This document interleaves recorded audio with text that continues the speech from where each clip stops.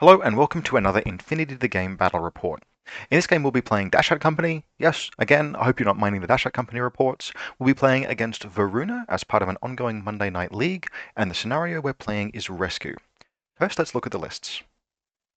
So this is my Dashat Company list that I'm testing at the moment, and what I was testing with this list basically is this little Harry's team here. Really, this was the main thing I was looking to test with this list. So it's a Gulam NCO accompanying two diggers. And that's literally it. But the idea I basically had here was, what is the cheapest assault link that I can actually use to push up the table using the diggers as the main point of the little link team. Two 14-point diggers with one Gulam NCO to make the link legal, give them smoke, and give them an NCO order, and make them not impetuous, kind of felt like it could be a good deal. The biggest problem, obviously, is that the Gulam NCO is one SWC, which in Dasha Company especially is not easy to come by. But this felt like something that could be fun, could be worth testing, which I wanted to try. With that sort of accounted for, the rest of the list sort of came together based on themes that I have been using and experimenting with already. So we have a Magariba Guard. You always want at least one big gun in Dashat. It's either going to be a Magariba or a Linked Zuyong. We have a Rushi, which has been performing very well for me recently. And again, it is an unlinked Rushi. It's not trying to do anything special. It is just decent smoke shooting on a very affordable chassis. McMurra, because McMurra, two Liberto mine layers. I have the SWC for two Libertos in this group, in this list, because I'm not skimping on guns, but I'm using low SWC guns. Fiddler. Fiddler is the other thing to test here. As I play Dashat, basically, I come to the conclusion that you always need something to go after stuff on rooftops. That just is like a good capability to have in a list, and especially Dashat who want to be like aggressively pushing positions and pinning things back and like always pushing the line of engagement at a point where if your enemy hits you, they hit your Libertos. They don't hit your deployment zone. So you need to be able to sort of like aggressively push into your opponent's, not necessarily your opponent's deployment zone, although that would be good, but your opponent's side of the midfield to make sure that when they push back, they're hitting your midfield first. You can use guided missiles for that. You can use McMurra for that. I don't have guided missiles in this list, so I wanted like one other thing. Fiddler is also an engineer, and I'm running a Rushi and a Rafik and a Magariba. So it is good to have an engineer. The Rushi especially kind of like warrants one.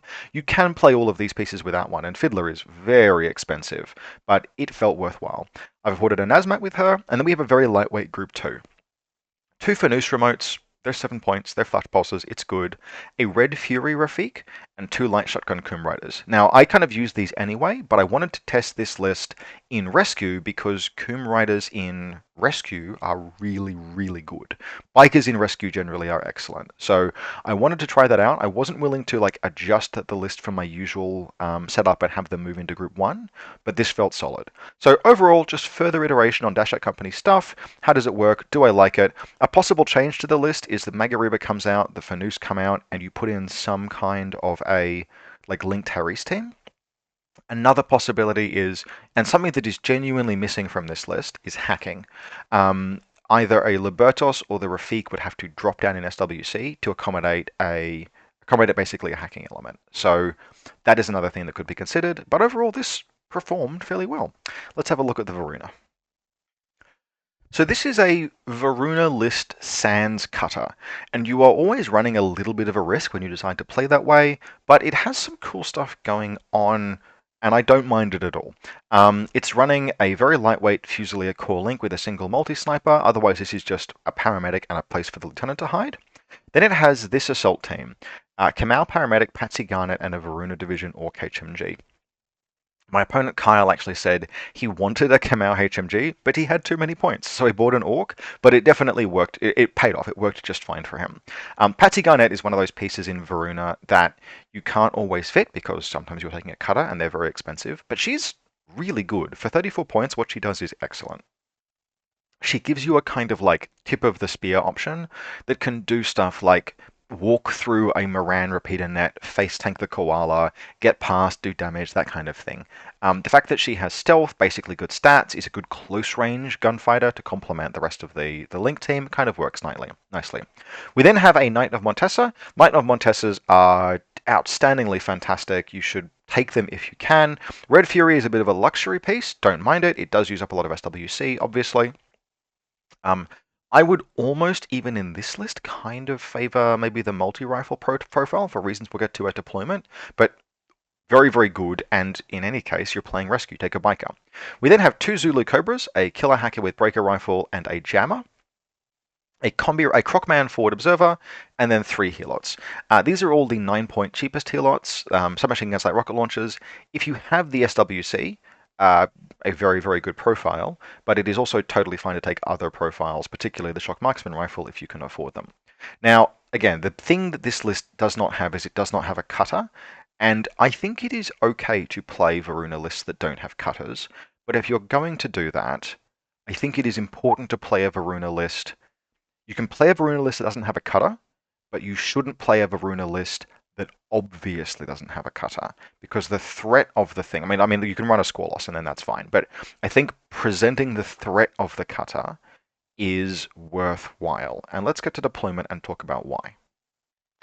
So here's the table at the end of deployment, beginning of the first turn, and I have won the lieutenant role and elected to deploy on this side of the table, and so my opponent has elected to go first. This is based on the old wisdom that Varuna is better at defending than attacking. And I don't think it's necessarily 100% true, and I was very scared of the idea of a cutter just coming forward and kicking my ass. But I had a thought, basically. I won the roll, and I was trying to decide, was I willing to go second, or did I want to go first? I favor going first if I can. I like to play aggressively, set the tempo of the game, etc. But against Varuna, what if I just let them come to me? What if I made their helots not useful on the first turn, their calling not useful on the first turn? What if I made them play outside of what is conventionally their comfort zone? And the big risk with that, the big risk that I was not happy with the idea of was, what if they just have a cutter and they just run in and shoot all of my stuff? Because my list has no hacking. And the brainwave that I had is, what if I pretended my list had hacking? So here's my deployment. We've got 1, 2, 3, 4 camouflage markers. They're not really mid-field because this is rescue. You can see these little gribblies here are my opponent's HVTs, and mine are hanging out sort of similar area on the side of the table. But we've got our Libertos. This is a mine, this is a Libertos, this is a mine, this is a Libertos. And then we have, in the rest of my deployment, we have Tariq Mansouri, Fiddler and her jackbots, a flash pulse remote, another flash pulse remote is back here. The first biker is here, the second biker is here. The Magariba has reserve dropped here, and we'll get to that in a moment. The Rushi is here, and then we have our Digger, and Ghulam NCO there. You'll also see there's one other model deployed on the table. What's that model? Well, this model here is Valeria Gromos. Valeria Gromos is not in my list, but we are playing Rescue, and Corsair is a bonus in Rescue. So I have deployed the Bashi Bazook, pretending to be Valeria Gromos. Oh, my Rafiq Red Fury is over here, by the way. My opponent then deploys all of his stuff. Actually, he deployed first, rather, and there's there's helots here, helots there. The Zulu Cobra is hanging out down here, another one is there. Patsy's assault team is kind of in this position, and the sniper is up here with various different Fusiliers surrounding it. Now, immediately, his reserve, he had 2 reserve drops. One of them was a Zulu Cobra, one of them was a helot, one of them was a Knight of Montesa. So before he did his reserve drops, I could see very little SWC. I could see the Fusilier sniper up here for 1.5. I could see Patsy's HMG, so that's 3, and I could see 2 helots, which presents an absolute maximum of 4 SWC on the table, which meant that there could be a cutter. As soon as that Montesa Red Fury deployed, I knew that there could not be a cutter anymore. Even if all of the Fusiliers had, also all of the helots were half SWC helots, I had confirmed that so even if all of the helots were 0 SWC helots, there were only 1.5 SWC unaccounted for on the table. And that drastically changed how I could deploy the Magariba. I'd been planning to put it here, and kind of expecting that worst case scenario, a cutter was going to bail down there, shoot it a whole bunch, and that I would be able to dissuade it from doing so by presenting this kind of hacking area there, right? I was hoping to be like, oh, if you have a cutter, don't go after my Magariba because I'll hack you and possess you if I do. But then it just turned out that there was visibly no cutter. There could be no cutter, and because there could be no cutter, I didn't deploy the Magariba here. I deployed it here, where it had very long lines of fire, and I was going to force my opponent to engage me with just HMGs. Now, Kyle begins his turn. I take orders away from him, and he is creative in dealing with this, but ultimately this decision is going to be really important for me. So the first thing he does is he uses this lovely little like disposable group 2 that he has, spends some command tokens. The Crocman appears back here, walks up here, and the cheeky sod I discover it because I think like it's going to move in this direction, and the cheeky sod X visor flash pulses me.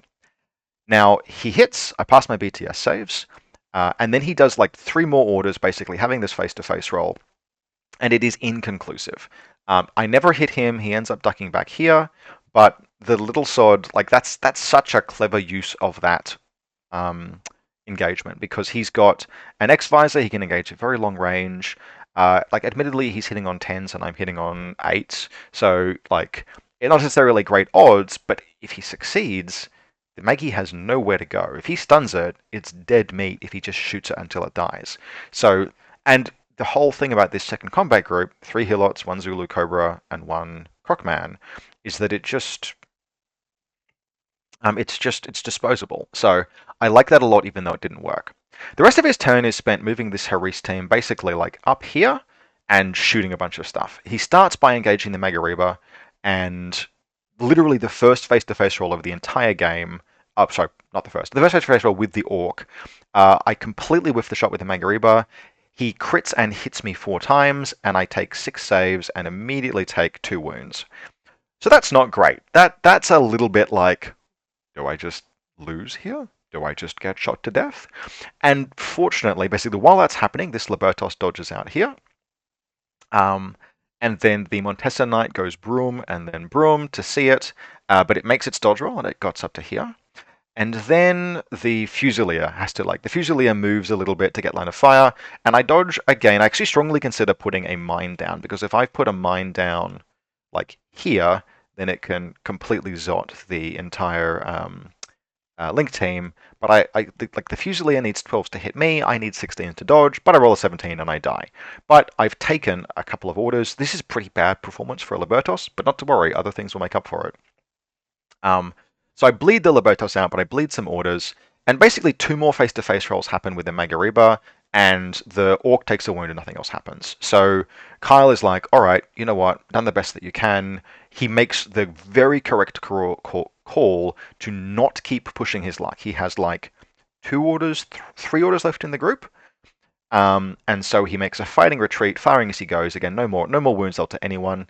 And he pulls back to here, gets everyone prone, and then puts the Knight of Montesa into suppression. So he's killed 1 Libertos. He's wounded the Magariba twice, but it hasn't knocked it unconscious. I am not really down any orders, apart from the poor Libertos, and he hasn't gotten anything. So the basic plan of Varuna probably can't punch through you is holding, but that was a pretty hair-raising first turn. For my part, I've now had that like, excellent, I've defended against the Varuna player's attack. Now what? Because now I have to attack into Varuna, which you can only delay so far. And I have what feels like a fairly good first turn, but ultimately it's one of those ones where you exert all of this effort and then you look back and you go, oh, I didn't actually kill that much. Now the Rafik proves its worth here. It's hanging out here, it's going to move up and along the bridge, and it will make discover rolls and engage Helots at extreme range. In the end, it spends a whole bunch of orders, but it's in group 2, and it only kills 1 that's there. But it is able to kill that, and it's able to kill that because it's a Red Fury, which means it can engage at like 33 inches. It's only neg 3, and the rocket launcher is neg 6. Now it ignores cover, the rocket launcher doesn't, so the Helot is looking for 2s, and it's looking for 8s. And so it just shoots a bunch of times until it puts the Helot down. Otherwise, I have to do something about this Fusilier sniper. I think I kill 1 more Helot. I think I discover and put this one down as well. I think it's the Maggie that will do that eventually. No, it's a Rushi, but we'll get to that. But I really have to put this. I have to put this Fusilier down because this sniper is doing. It's pinning me back way too hard. And if I don't deal with it early in the game, it's going to, and I lose that Magariba, which is already wounded, remember, the game is going to be more difficult for me moving forward. So what I do is I move the Magariba up and around here. She pops down this way and she zots down a mine over there and then moves forward to engage the Fusilier. She fires a bunch of times, it fires a bunch of times, and basically between the mine and I think the shock, like my face to face with it is totally inconclusive. It's like might have even been crit or something like that, but the mine kills it. So shock mine puts the Fusilier down. Maggie is now hanging out here, and I use the rest of my orders to go after kind of like Helots and the Crocman. So an NCO order on the Gulam moves this link team up and around here, holds into this position. So the diggers move up into this building, and the Fusilier with a second order just puts some smoke down there, and then the Rushi moves forward. So we've got smoke here. The Rushi comes up these stairs, up this ladder, fights and kills this Helot, and with like the last couple of orders that I've got, fights and kills the Crocman. So I've put down the Crocman, 2 Helots, and a Fusilier, which is pretty good as far as first turns go, except that it's only one model from his primary combat group, which I've killed all the way to dead. So he immediately flips a command token and has 10 orders in his first group again, plus the NCO. I feel like I've had a good turn, but this is the kind of thing that a dedicated disposable combat group 2 can do for you. It lets you take those casualties and then just totally orient into offense again. It's actually something that this Dashat list that I'm playing is not nearly as good at, where I try and maintain 2 functional combat groups for the entire game. But it is very easy, and indeed in this game I would, it's very easy to end up in a situation where you have like 6 orders in one group and 6 orders in another, and half of them are irregular in both cases. And it can be very challenging. Like it's just, if you play Dashat, you kind of just have to learn how to play through those circumstances where your order pools are down and you've got irregulars left. And keeping an eye on the rate at which you have to play things like scenario to manage that. Anyway, let's jump forward. So here we are at the beginning of the Varuna turn 2. As we mentioned, we've got the Rushi hanging out here, the very badly wounded Magariba here. I've otherwise just used irregular orders to move things forward. So for example, Fiddler has spent 1 order moving her like jackbots. She's got a jackbot forward to there and a jackbot forward to there. This jackbot is going to really matter, by the way. We've got the Coom Rider has used 1 irregular and 1 regular order to move to here, and the other Coom Rider has moved to here. This is part of how I planned to play this kind of situation, is getting the Coom Riders all the way forward from Combat Group 2 was going to be challenging, but they would be able to move forward and stage themselves, and now next turn, it's going to be much easier for me to get, maybe to get HVTs to do something vaguely valuable. We can see that the diggers have moved up there, there's another one inside the building. The challenge with this turn is that now my opponent has got 11 orders effectively to spend. He has a barely wounded Harry's team. The Orc has taken 1 wound, and he is functionally ready to go. We can also see McMurray here. For giggles, McMurray actually dropped a spec fire grenade literally on like the whole Link team and a Zulu Cobra, and hit and wounded nothing. But that's fine, you can't complain about that. So my opponent moves into his turn, and it is at this point that everything begins to go wrong. He had realistically a fairly successful first turn. 2 wounds on a tag equates to like 50-something points of damage, maybe more. And a dead Helot is dead. Lobotos is always good for limited cost in exchange. But now he basically, things start off well. He trivially destroys the Rushi, puts it all the way to dead in 1 volley from within 16 inches with the HMG. Rip Rushi. I was really hoping to repair it, but it was not to be. And then he moves forward to make an assault in this direction. At this point, I think he's figured out that Valeria Gromor's quote-unquote here is fake. But in any case, he does have stealth and everything, and so he moves up and forward, and the Link team moves up to this position here. He starts by, like the Magariba Guard can begin making dodges, so he begins by basically having Hatzi Garnet gird her loins, and she steps out, gets within range, and puts 4 armor-piercing shots into the Magariba Guard. I could heavy pistol back. I would be a 1 dice on 14s, she would be 4 dice on 14s. I have a big heavy pistol, and she has an armor-piercing rounds, but I just like to flamethrower her. And my opponent gets, honestly, fairly unlucky at this point, and he actually hits all 4 times, No, he hits, no, only twice, and I pass both saves, and the flamethrower burns Patsy to death. At that point, he pushes the orc into the room, and I've got this digger here and the Libertos here, and they both fire at the orc, who like splits burst back, and the orc burns to death. At this point, the Kamau paramedic comes around, and all it is able to do is just fire gunfire over and over and over and over and over into this Libertos. Eventually puts it dogged, and that's literally all the Kamau can do. That is like the Link team is 2/3 dead for effectively 9 points of casualties, and Kyle has to kind of get on the board. So in a bit of a desperation play, the Montesa Knight comes around here, drives all the way up there, and basically is like, "All right, I'm going to fight the world," in this position here. The mine detonates, the Jackbot fires a flamethrower, the Rafik flash pulses, and the biker throws smoke because I want it to be alive, and he puts 2 shots into the Jackbot, 1 shot into the Rafik, and no shots into the Rafik, and I think 2 shots into the biker. He kills nothing and burns all the way to death. The Jackbot just puts him in the dirt. So that's especially terrible. At this point, the worst of the Kyle's, functionally speaking, that offense is for practical purposes the end of the game.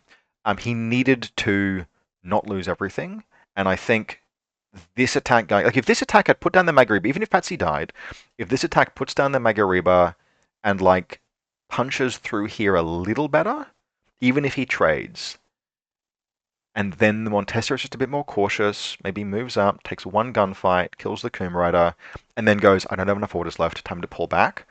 That's not the worst position. He's pinned back and he's well out of guns, except for the Red Fury, but it would be okay. Instead, sort of like disaster after disaster befell. The Rushi dying is good, but otherwise things are now looking fairly grim.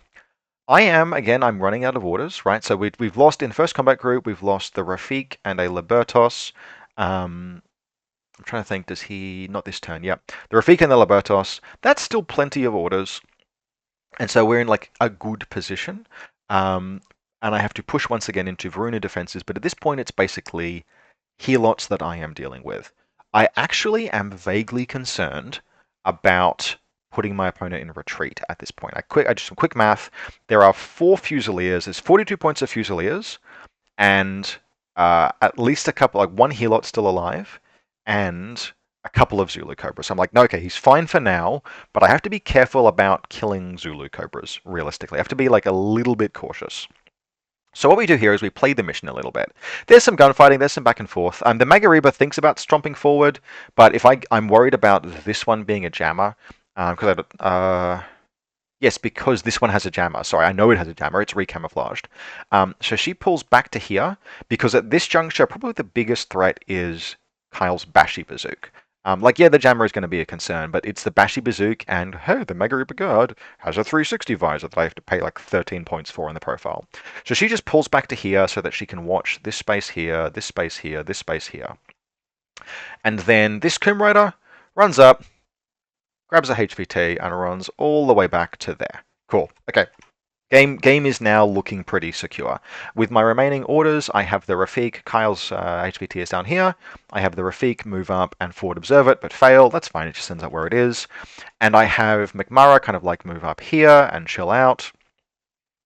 And because I have orders left, where we have this guy, this little Ghulam down here, I spec fire a grenade all the way over here onto a Fusilier.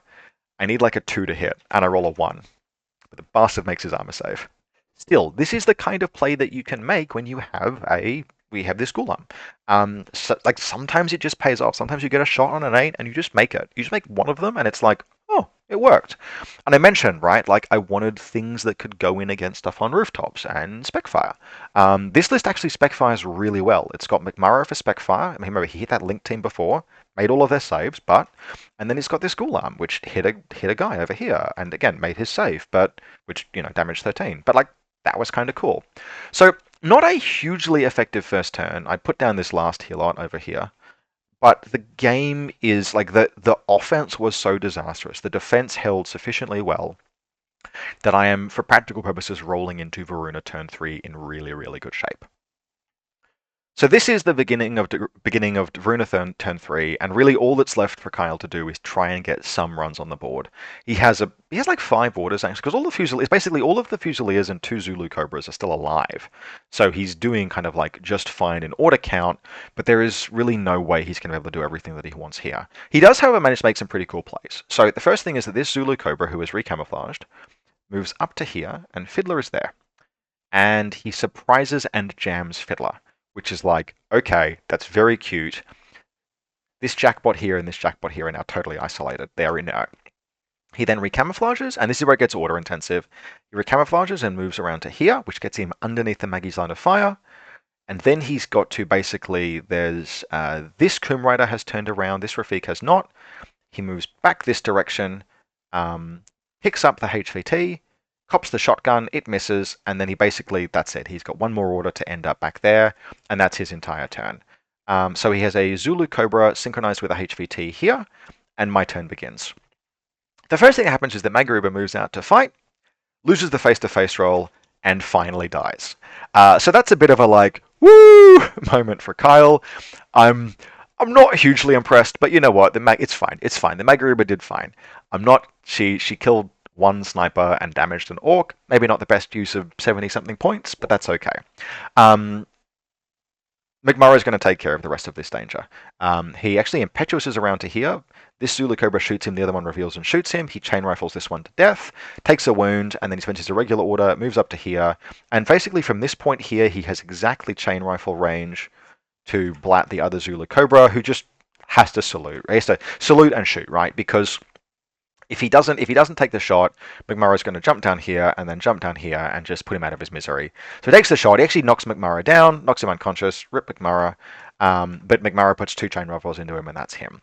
So okay, Kyle controls no HVTs, and for the rest of my turn, I need to do things. So we've got these 2 HVTs here and this one here. Can we get them? And ultimately, yes, we can. So this biker here is going to drive around this way, pick up 1 HVT, come down here, pick up the other HVT, and then run back into my dead zone. My dead zone is very easy to tell where it is because it is literally just right behind these HVTs here.